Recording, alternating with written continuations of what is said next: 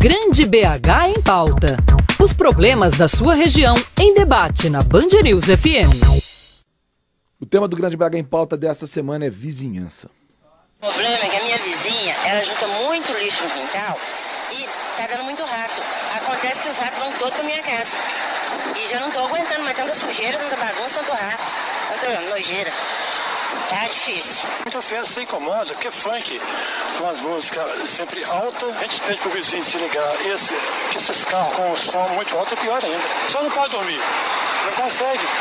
Parece que geralmente o som está dentro de casa. Meu problema é com o vizinho que não varre o beco, vizinho que joga lixo, vizinho que deixa fralda descartável do filho jogado no beco. É cachorro latindo a noite toda, ninguém consegue dormir.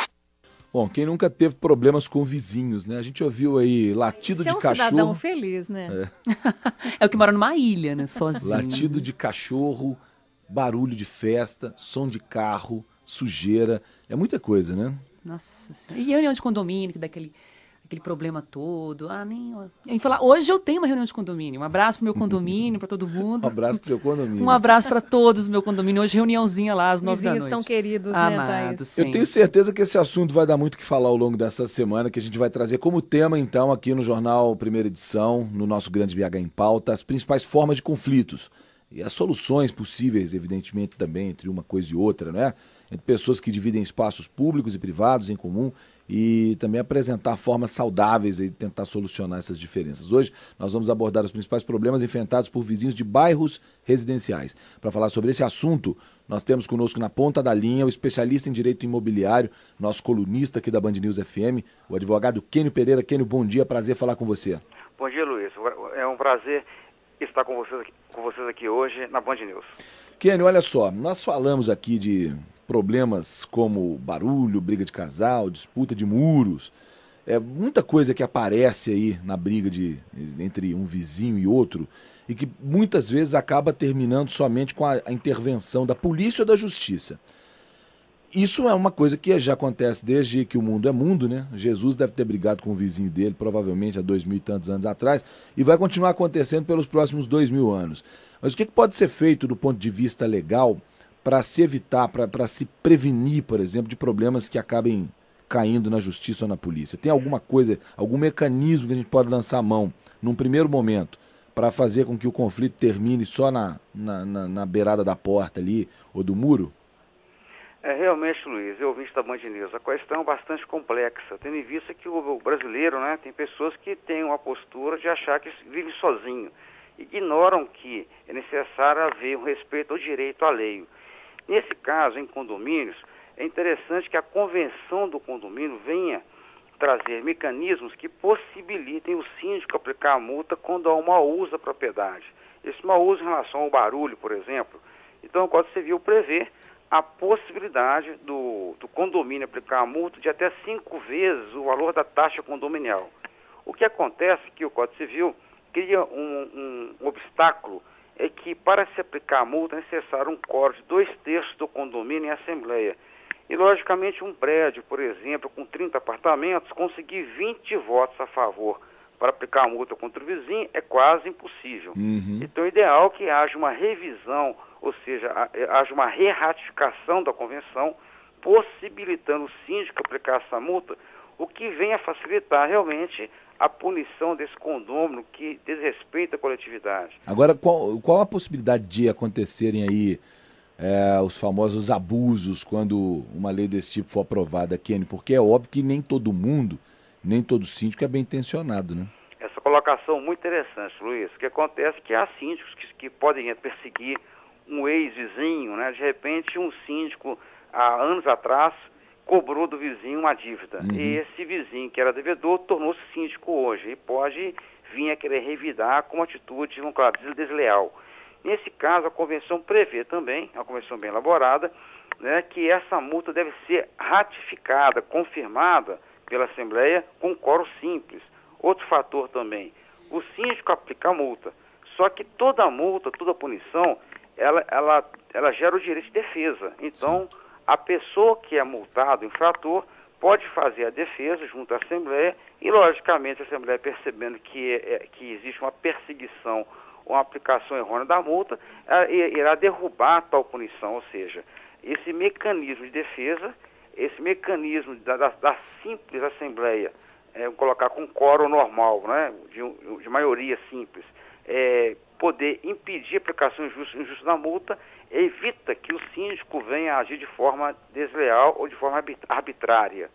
Outro fator que é a questão, ignorando o condomínio, como vi alguns ouvintes aí reclamando, sobre barulho em geral. Então, quando a pessoa ela reside perto de uma boate, perto de um clube, ou perto de uma oficina, né, que faz barulho durante o dia ou à noite, é importante que as pessoas compreendam que ela pode entrar na justiça, primeiramente notificar o infrator para que se abstenha de fazer aquele barulho.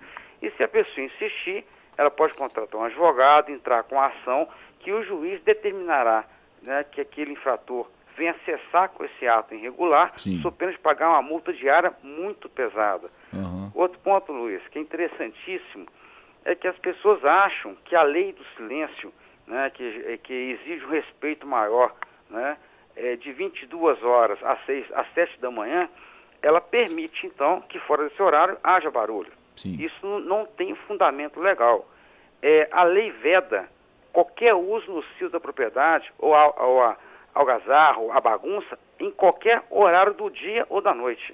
Então, se é uma oficina do lado de uma residência, ou se tem um hotel com um grande aparelho de ar-condicionado que faz barulho, que vibra, o vizinho que está sendo incomodado, pode ser um condomínio, uma família, pode reivindicar que esse hotel venha a instalar um sistema acústico para abafar esse barulho, pode vir exigir que essa oficina se abstenha de fazer barulho durante o dia, porque essa oficina, uma boate, o que for, tem um alvará para trabalhar e não um alvará para perturbar a coletividade. Claro, você falou mais diretamente sobre a questão do condomínio, né, do síndico, como uma medida para evitar que uma briga, que um problema, seja referente a barulho, seja o que for, chegue às barras do tribunal, que um condomínio dê ao síndico condições dele aplicar uma multa com um pouco mais de celeridade. Mas agora, quando nós falamos aí de vizinho de rua mesmo, de uma casa com outra casa, e aí não só envolvendo barulho, mas brigas, problemas que ocorrem dentro da casa do seu vizinho, mas que acabam afetando o seu terreno, sei lá, o sujeito que lava um muro jogando água e a água cai para o seu lado. Quer dizer, coisas que são comuns do dia a dia que as pessoas sofrem com isso. Uma notificação, algo por escrito, de forma legal, correta e cordial. Você acha que isso pode resolver o problema numa primeira instância? As pessoas têm se mostrado abertas para negociar esse tipo de coisa pessoalmente ou sempre acaba em briga mesmo, não tem jeito? Não, a questão de educação, as pessoas têm que procurar dialogar mais com o seu semelhante, né, procurar trocar ideia. Agora, porque às vezes uma pessoa sente um problema, ela se sente agredida ou prejudicada e não reclama, e não formaliza. E fica aquilo remoendo durante anos. E no dia que ela vai reclamar, ela já está esgotada com o assunto e acaba extrapolando no tom da reclamação.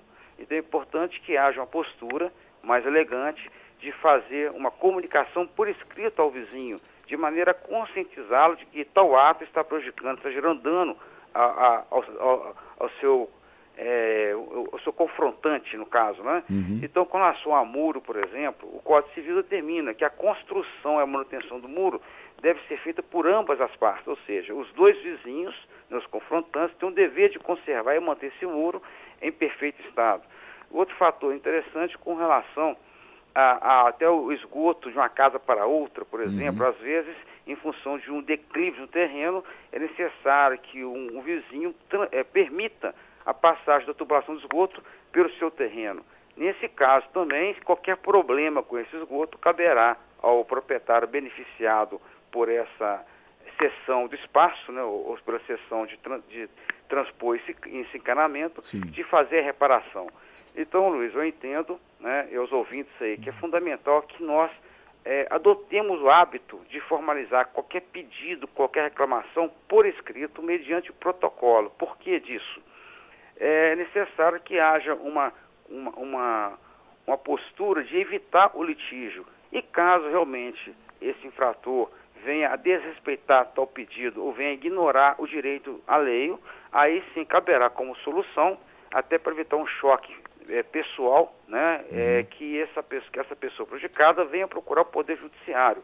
Então, normalmente, essa ação de obrigação de fazer, combinado com multa contra o infrator, ela é precedida primeiramente com uma carta, com uma comunicação, posteriormente com uma notificação. É interessante que essa pessoa prejudicada procure um advogado especializado para fazer uma notificação de maneira técnica, orientando esse vizinho, inclusive, que caso ele venha a insistir naquela prática do ato, ou então que ele venha a permanecer na omissão, no seu dever de fazer a reparação devida, sim, que ele irá sofrer uma ação, um processo judicial, e muitas vezes esse processo ele é instruído com a perícia técnica para provar que aquele defeito, aquele dano foi provocado pelo vizinho. Por exemplo, uma questão comum no dia a dia é quanto à infiltração entre apartamentos. Essa infiltração pode ser proveniente do apartamento de cima, pode ser proveniente da área comum do condomínio. Sim. Então as pessoas têm que procurar realmente dialogar. E um fato que é interessante, antes de entrar com a ação, se há dúvida em relação a quem deve arcar com esse reparo, que se faça uma perícia. A perícia visa eliminar qualquer dúvida quanto à responsabilidade de quem deverá arcar com esse conserto. Então, numa infiltração, por exemplo, eu acho lamentável pessoas que venham a postular uma ação judicial sem antes dialogar ou sem antes contratar um perito de forma prévia para que venha apurar realmente quem quer a responsabilidade, de maneira que essa pessoa possa consertar e assim evitar um conflito maior, porque qualquer ação judicial demora em média 1 ano ou 2 anos e o custo realmente é expressivo. Muito bem. Quênio Pereira, advogado, especialista em direito imobiliário, nosso colunista aqui na Band News FM, falou conosco nesse primeiro dia de Grande BH em Pauta. Quênio, obrigado aí pela entrevista. Convido você a continuar acompanhando conosco ao longo da semana essa discussão. Você que entende aí do traçado, que você vê aí merecer destaque, pode ficar à vontade também para falar conosco aqui. Estou esperando sua colaboração. Um grande prazer, Luiz. E espero voltar a semana com outros temas interessantes com relação à área imobiliária. Certamente faremos isso. Quênio, obrigado. Bom dia para você. Boa semana.